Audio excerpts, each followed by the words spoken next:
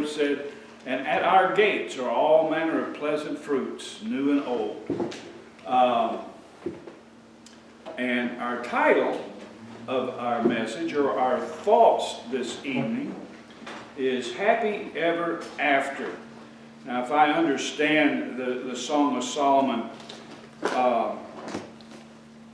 and we've talked through it on Wednesday nights, it's been quite a while back now, but at different times, and it's actually a series of separate songs that were written and kind of compiled together, and they're not all necessarily in order of events. It kind of jumps around a little bit. But here I believe it was after they were married and returning back to her home, and where he had a vineyard there, and to kind of check on that because that's where they met, and it's kind of like a honeymoon or a return to this area. But the idea, and it comes down to our expectations. What are you expecting life to give you? And our culture and society, through a variety of means, has over the years given us this almost fairy tale expectation of, you know, the guy meets his princess, the girl meets her prince, they get married, and they live happily ever after. And even though we know we're not living a fairy tale, yet that is kind of the expectation that many people have come to expect out of life. And so, you know, it's the idea they get married and they go riding off together into a beautiful sunset and they live happily ever after. Or in other words, after they found and married each other, they would live happily forever. But that is not the end. That's kind of only the beginning in reality. And life happens and reality sets in. So why am I saying this? Well, we need to instill in ourselves realistic expectations and understand what it will take to achieve them. It comes down to choices and decisions and the hard work that goes with them. Once upon a time,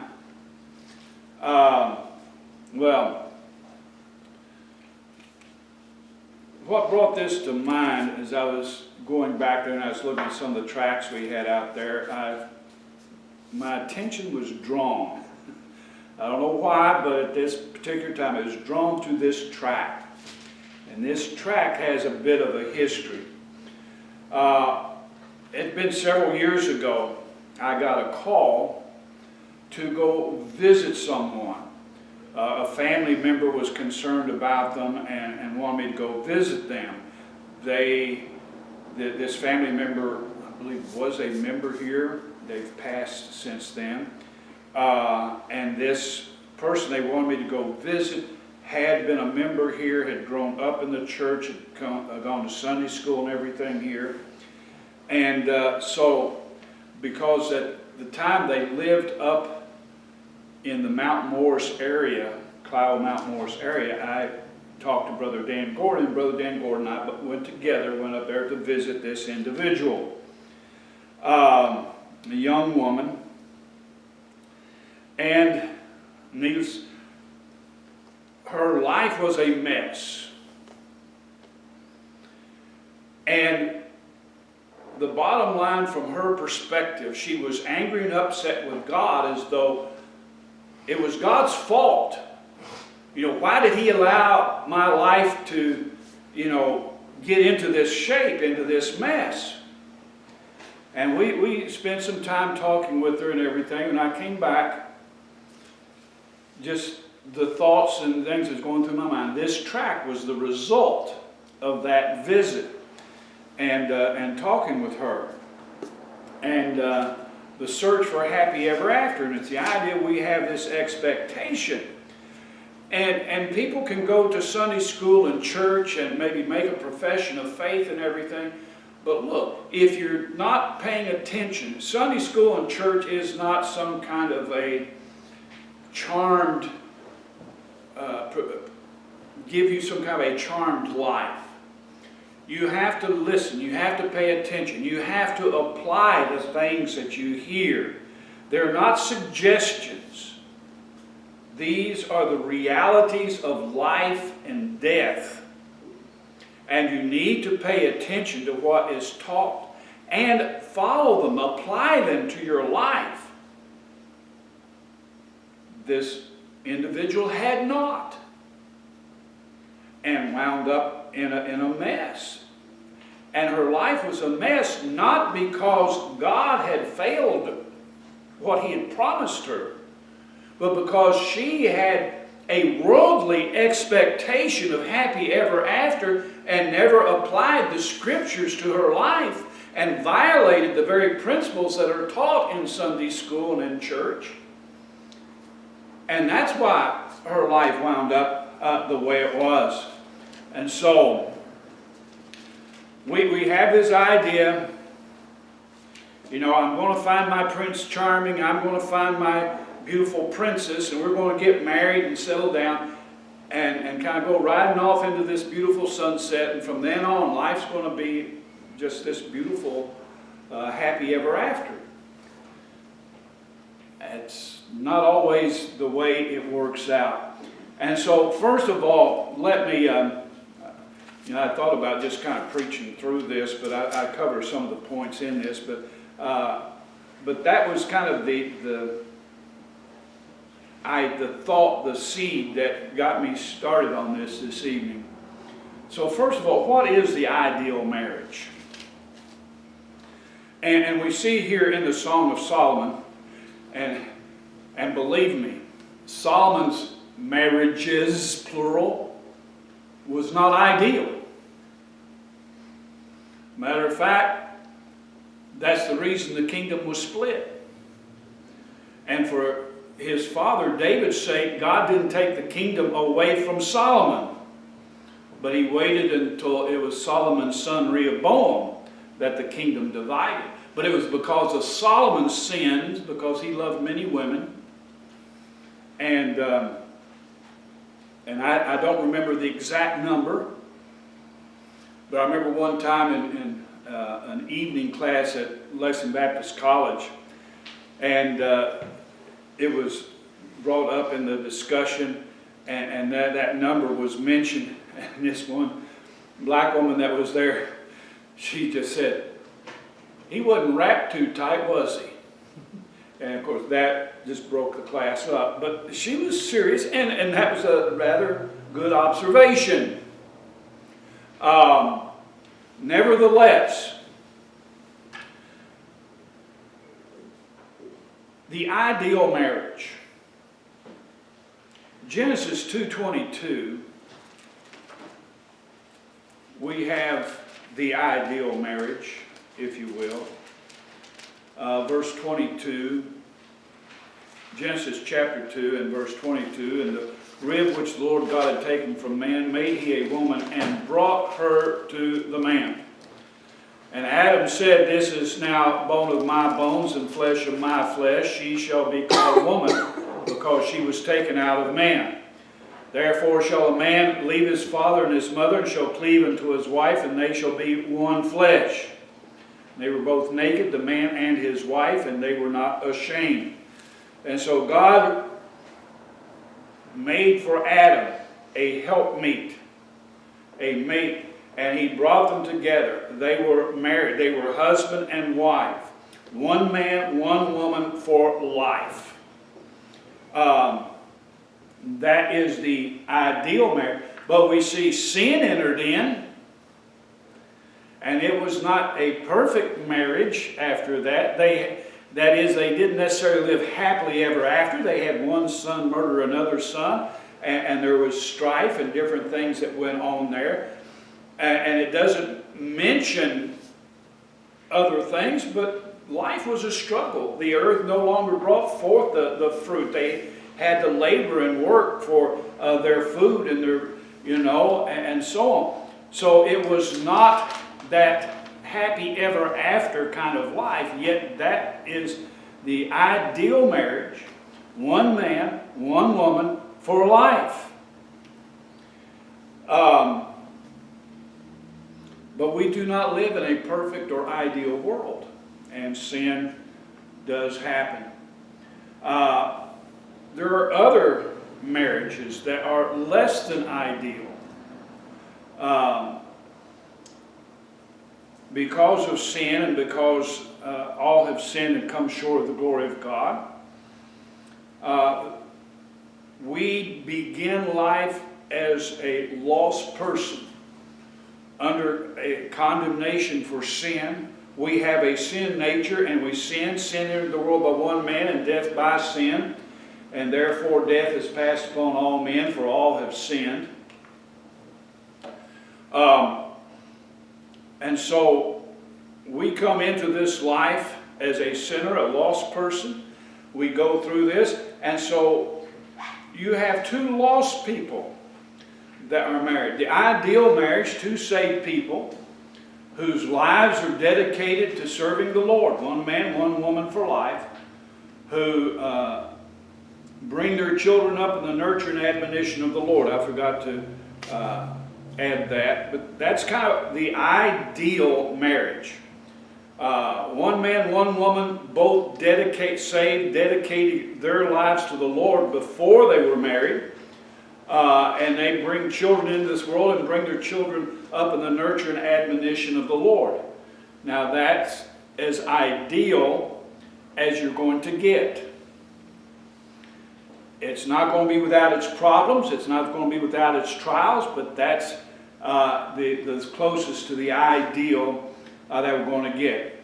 Now, other marriages, not so ideal, as we began to say, two lost people whose lives are dedicated to the satisfying of the flesh and living in the world.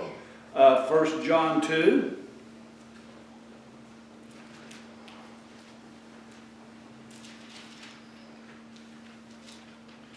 And this probably makes up the bulk of the marriages that take place. 1 John chapter 2, verse 15, he says, love not the world, neither the things that are in the world. If any man love the world, the love of the Father is not in him. For all that is in the world, the lust of the flesh, and the lust of the eyes, and the pride of life, is not of the Father, but is of the world. And the world passeth away, and the lust thereof. But he that doeth the will of God abideth forever. So you have two lost people growing up. Their affections is in the world and in the flesh. And this is what their life centers around. That is not ideal. And you wind up with all sorts of problems in that kind of situation. And so, because they're not dedicated to the Lord, they do not have the spiritual foundation to deal with life's problems.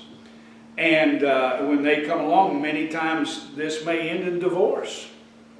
And just a whole host of sorrows and grief and trials and tribulations that goes with it. Now, another marriage, not so ideal, is one saved person, one lost people. One lost person. It's an unequal yoke, 2 Corinthians. Now, and sometimes, and this is where, you really have to be careful, 2 Corinthians chapter 6, is because a person may profess to be saved when they're lost. They may go to church. This person we talked to, very little evidence that they were really saved. But they had been brought up in church and attended Sunday school and church and everything. But that spirit and the salvation and everything just seem to be lacking. So, again, you have to be careful. If you are saved, you know you're saved. Here's what is taught in the Scriptures. If you want that, ideal marriage, which will still not be a perfect marriage, but if you want to come as close as you can to that ideal, first of all, you need to know the Lord. You need to be saved. And you need to be dedicated to the Lord. And trust God to bring to you, instead of going out there necessarily hunting for a wife. I think that's what we do a lot of times. We go out there hunting for a wife. But God prepared Eve for Adam and brought her to him and presented her to him. I think life will present to us. God, through the circumstances and different things, will present to us the person that He would have for us. And the person He has prepared for us is going to be better than anything that we're going to come up with on our own, because our expectations, our understanding, may not be as perfect as it ought to be. And so, like I say, in the case of a saved person marrying a lost person, sometimes we don't know. And sometimes maybe it's two lost people get married and then one of them gets saved. That happens. So that creates an unequal yoke. 2 Corinthians 6:14, he says, be not unequally yoked together with unbelievers. And it goes through a list of things here. But Amos 3:3, another famous verse, how can two walk together? And certainly marriage is a walking together of two people in life. These two shall become one flesh. And we go through life together. We share all of its responsibilities. We share its joys. We share its sorrows. We're going through life together. But how can two walk together in any capacity and not be in agreement? And if one person is saved, knows the Lord, loves the Lord, wants to serve the Lord, and the other one is lost, there is no agreement there. And so, basically that may wind up, you have one man, one woman married for as long as it lasts. But unless the Lord saves the other person, and the Lord may do that. You may get married with the best of intentions, believing the other person to be saved, and they are lost, and then the Lord saved them. The Lord in His mercy. But a lot of times, when you have one saved and one lost, it does not last. Another arrangement, couples living together without even getting married. People have seen so many, because like I said, the bulk of marriage is because the majority of people in this world are lost. Wide is the gate and broad is the way that leads to destruction, and many there be which go in thereat. Straight is the gate and narrow is the way that leads to life, and few there be that find it. So a majority of marriages are going to be made up of lost people. And so what is the expectation of those marriages? It's not good. It's not going to be ideal. And in the past, many times, because society, it was expected that you stayed together for life. That was expected, and people did. They just bore through everything and stayed together, whatever. But especially now that it has become an almost expected. When you get married, you almost expect it's not going to last. And of course it doesn't. It's like the joke about the woman, well, we'll just say individual, because it could be man or woman. The idea, the thinking in it. You know, they heard about, taught in Sunday school and all, and Jesus said, if you had faith as a mustard seed, you could say to this mountain, be removed and, you know, cast into the sea, and it would be. And so the woman was looking out her window, and there was a mountain there, and so she prayed the Lord would take that mountain and move it and cast it into the sea, and went to bed and got up the next morning, the mountain's still there. And she said, just like I thought. So, the expectation has become that marriages will not last. And so people say, well, why bother getting married? And they just start living together. We'll try it out for a while and see how it works. Marriage isn't designed to be a try it out for a while. You know, take a test drive and see how you like it. That's not how marriage is designed. And so, anyway. But sometimes we think, well, this is kind of new.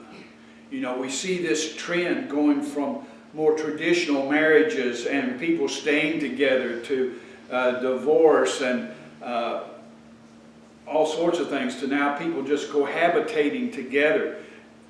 But the Bible says there's nothing new under the sun.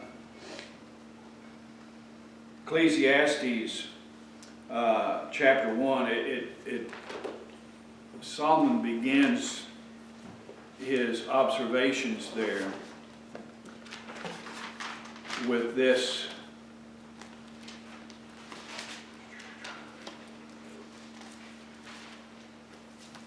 In Ecclesiastes chapter 1, verse 4 said, one generation passeth away, and another generation cometh, but the earth abideth forever. The sun also riseth, and the sun goeth down, and hasteneth to his place where he arose. The wind goeth toward the south, and turneth about unto the north, it whirleth about continually, and the wind returneth again to his circuits. In other words, here's an observation about nature and things, that it's a cycle that is repeating itself. All the rivers run into the sea, yet the sea is not full. Unto the place from whence the rivers come again, thither they return again. The water, you know, there's this hydrological cycle. The sun, the heat evaporates water from the ocean, the seas. It goes up into the atmosphere and forms in the clouds. It is gathered in the clouds, and as it comes in, temperatures change and so on. It cools, it condenses until it falls as rain on the mountains, which forms the rivers, which flow back down into the sea. And it's a cycle that repeats itself. So all things are full of labor. Man cannot utter it. The eye is not satisfied with seeing, nor the ear filled with hearing. The thing that hath been, it is that which shall be. And that which is done is that which shall be done. And there is no new thing under the sun. Is there anything whereof it may be said, see, this is new? It hath been already of old time, which was before us. And so there's nothing new under the sun.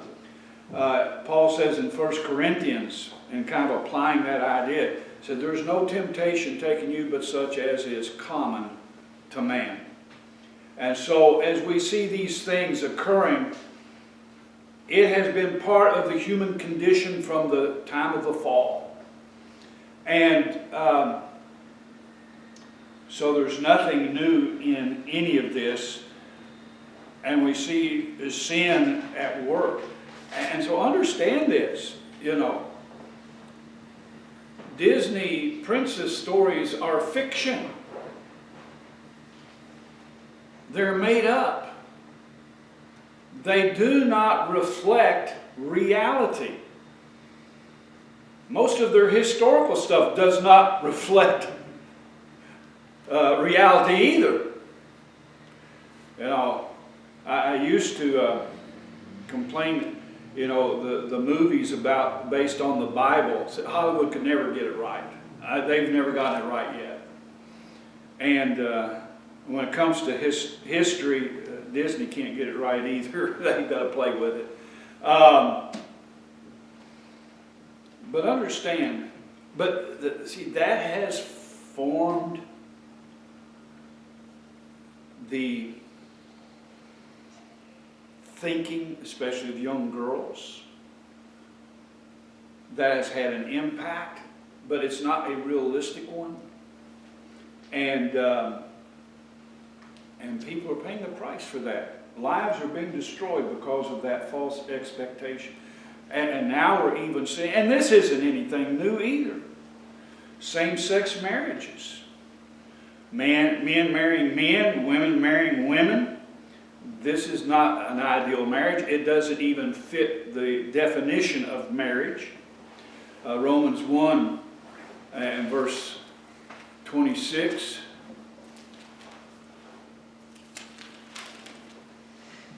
Said, for this cause God gave them up unto vile affections, for even their women did change the natural use into that which is against nature. And likewise also men, leaving the natural use of the woman, burned in their lust one toward another. Men with men, working that which is unseemly, and receiving in themselves that recompense of their error, which was meat. And even as they did not like to retain God in their knowledge. You know, he's showing a progression of man rejecting the revelation, the light that God has given. And the more he rejects it, the further away that he goes.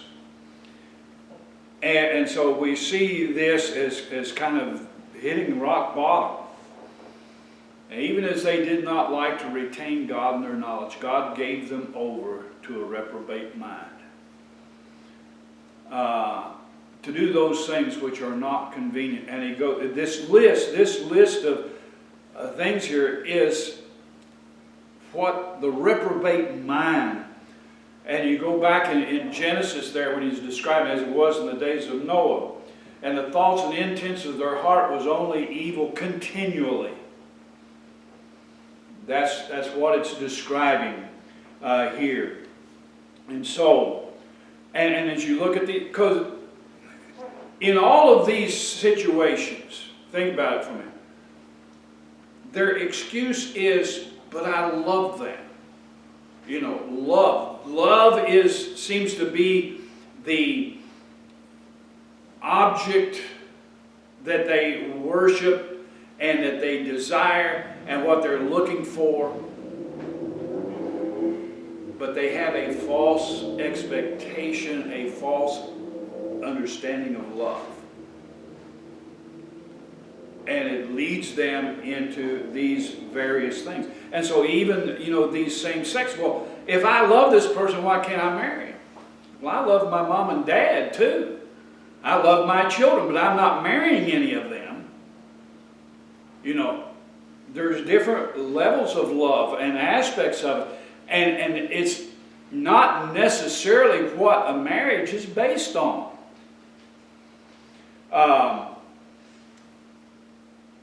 It's certainly not the only thing that marriage is based on. And so, and in all of these things, in all of these not ideal situations that people put themselves into, the choices they make because of false ideas and false expectations, the choices they make, all of these have their own complications, trials, sorrows, misery, and things that they bring. And I'm not sure, I may be misrepresenting this, but as my impression is that a lot of these same-sex marriages end in divorce more often than other marriages. There is certainly a lot of jealousy, a lot of bitterness in those, and when they do go bad, they go bad, real bad, a lot of times. So, but no, even ideal marriages go through trials and adversities, especially when you consider, okay, the ideal marriage, two saved people, their lives are dedicated to serving the Lord, and so they come together to serve the Lord and walk together hand in hand through this life, serving the Lord, believing that God has sanctioned their marriage and has blessed their marriage, and they're serving the Lord in this and trying to bring their children up in the nurture and admonition of the Lord. And the Bible warns us, if any man will live godly, he's going to suffer persecution. You know, our expectation, boy, if we're doing it right, everything's going to be rosy, it's going to be peachy, it's going to be, you know, wonderful. It's going to be like, you know, what Solomon was describing there in the Song of Solomon, what was it? And at our gates are all manner of pleasant fruits. Yeah, after you've weeded it out and gotten all the thorns and thistles out of the way and everything else. You know, there are blessings in life. And God does bless. And there is happiness. There is joy. That's in spite of the trials and tribulations that do come. They come many times when God strengthens us and enables us to overcome those trials and adversities. And we can rejoice in that victory and in getting through those things. But he says, if any man will live godly, if anybody is trying to live godly in this world, they're going to suffer persecution. And so you can expect that even an ideal marriage, here's two saved people dedicated to serving the Lord, bringing their children up in the nurture and admonition of the Lord. Well, the people around you that don't have that kind of marriage,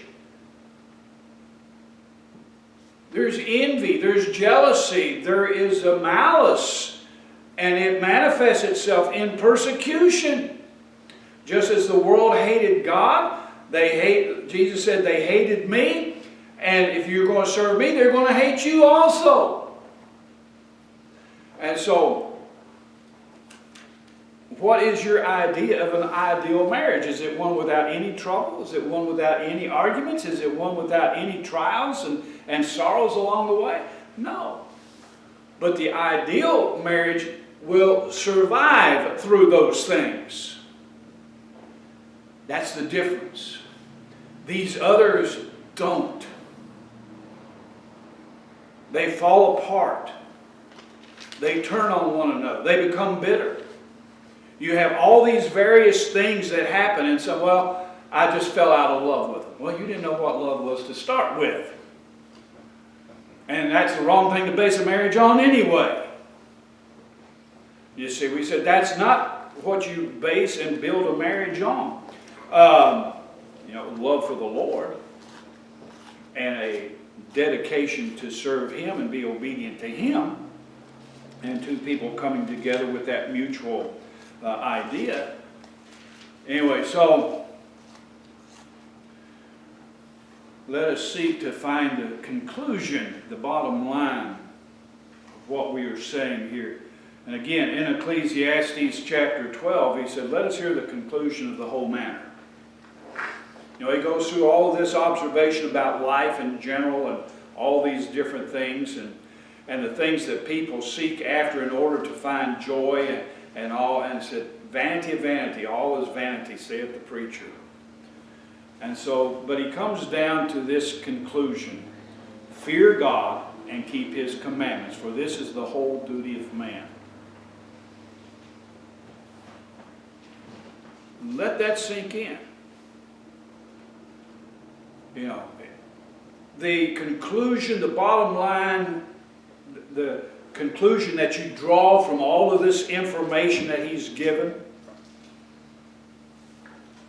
all the inequities that he's seen, all the vanity that he's seen, and everything else, you know, a good man that dies early and a wicked man that lives a long life and prospers, and you see all of these inequities and things in life, and that's all part of life. The bottom line, he says, fear God and keep His commandments, for this is the whole duty of man. And so, in Micah, chapter 6, verse 8,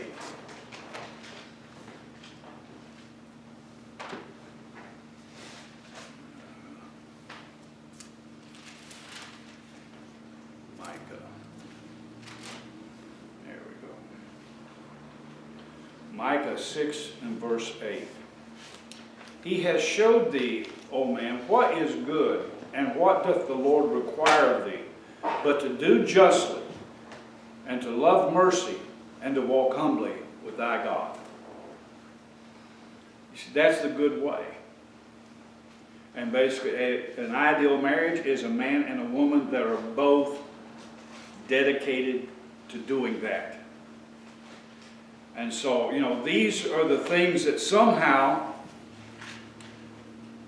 people choose not to hear when they're in church, when they're in Sunday school, and they allow the world to create their expectations.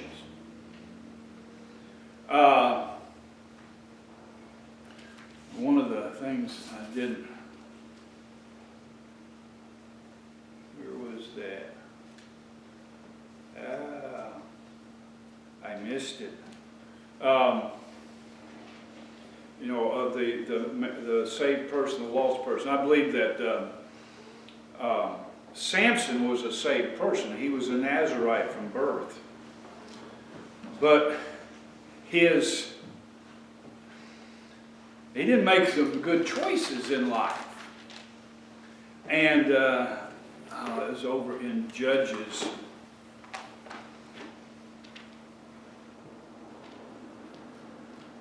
Where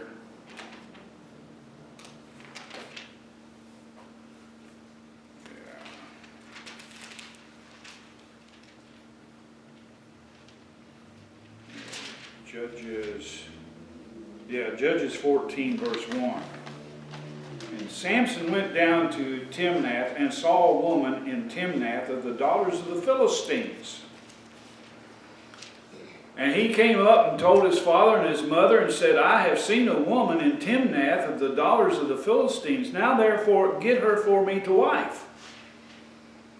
Then his father and his mother said to him, Is there never a woman among the daughters of thy brethren, or among all my people, that thou goest to take a wife of the uncircumcised Philistines? You know, here, you know, he was going after a lost person. This is the idea of an unequal yoke. He said, isn't there among all the saved people and all, you can't find someone that you can marry, but you have to go to these uncircumcised, the lost, to find a wife? And notice Samson's answer. And Samson said to his father, Get her for me, for she pleaseth me well. You know, for a lot of people, that's the bottom line. She pleaseth me well, or he pleaseth me well. Isn't he a hunk? You know, he's all, you know, handsome and strong and everything. You know, that's my prince in shining armor. Yeah, but what's underneath that armor? What's at the heart of that person? You know, you look on the outward appearance. And he saw this woman, and she pleased him well. She was pleasing to his eyes. Unfortunately, that's the criteria a lot of times that we go after. Or they have a lot of money. You know, they're rich. He drives a nice car, and so on and so forth. You know, either gender, the expectations, the desires, and what we're looking for. You know, it wasn't that this person was a godly person. And we know that it resulted in nothing but trouble. for Samson. It didn't work out. That marriage didn't work out. And so, as an individual, I must first of all, and from the standpoint of a single person, now I'm already married. I already have children. I've already made a lot of mistakes, and will probably make more, because that's just part of human nature. Now, I'm not saying that marrying Lou was a mistake. But I married a lost person that didn't know it. She was saved. She's the first person I baptized at my first pastorate. She went to church. She professed to be saved. She came and got scriptural baptism at Bryan Station and everything. And so, we got married. But she was lost, and the Lord saved her after we were married. And so the Lord was kind and merciful to us in that. But if you're still single, and as this maybe goes out and other people listen to this that are single, understand that as an individual, you must first of all seek to know the Lord. You need to be saved. If you want anything good to come out of this life, first of all, you need to be saved. You need to know the Lord. You need to call on Him for salvation and dedicate your life to following Him daily. Secondly, you need to seek God's choice for your life mate. One who loves the Lord and is dedicated to following Him. And then when the Lord has brought that person to you, forsaking all others, you're to cling to each other as you make your pilgrimage through this life. And it is a pilgrimage. And it has its trials.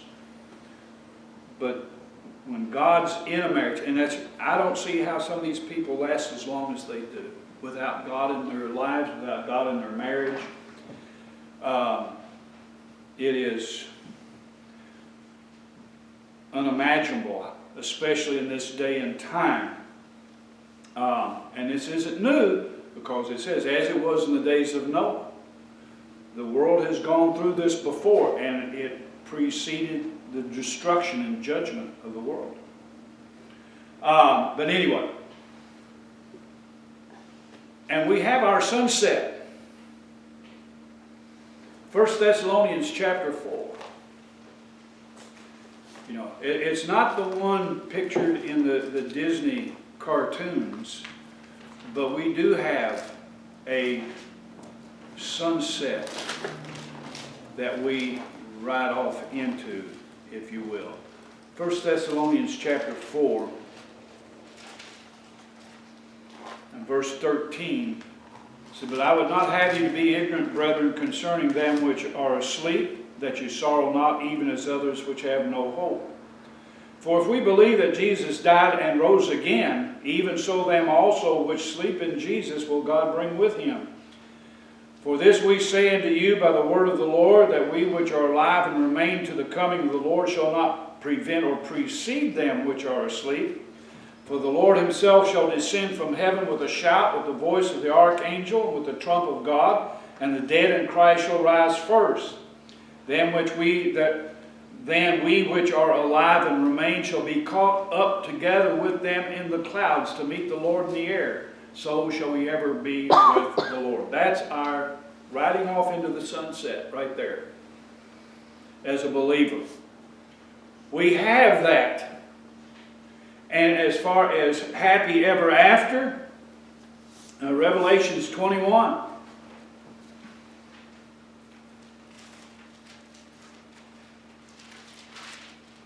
Revelation 21 verses 2 through 7, "And I, John, saw the holy city, New Jerusalem, coming down from God out of heaven, prepared as a bride adorned for her husband." Boy, here's beautiful setting. That's why we're called up to meet the Lord in the air. And I heard a great voice out of heaven saying, Behold, the tabernacle of God is with men, and he will dwell with them, and they shall be his people, and God himself shall be with them and be their God. And God shall wipe away all tears from their eyes, and there shall be no more death, neither sorrow, nor crying, neither shall there be any more pain, for the former things are passed away. And he that sat upon the throne said, Behold, I make all things new. And he said to me, Write, for these words are true and faithful. And he said to me, It is done. I am Alpha and Omega, the beginning and the end. I will give unto him that is athirst of the fountain of the water of life freely. And he that overcometh shall inherit all things, and I will be his God, and he shall be my son. Now that is happy ever after. So we have our going off into the sunset. And we have our happy ever after. It's not in this life. This is the former things that we must go through to get to that point. And when these things come to pass, then it'll be happy ever after. So there really can be a happy ever after, but it only comes through Jesus Christ. Understand that. It only comes through Jesus Christ. All other paths eventually lead to destruction. That is what he said. Wide is the gate and broad is the way that leads to destruction. Straight is the gate, narrow is the way. That's the Lord Jesus Christ. I am the way, the truth, and the life. No man comes to the Father but by me. Everything else, all other paths, eventually lead to destruction. So, happy ever after. Something to think about. And if that's what you desire out of life, again, the only way to really achieve a true, genuine, happy ever after is through the Lord Jesus Christ. Let us stand together.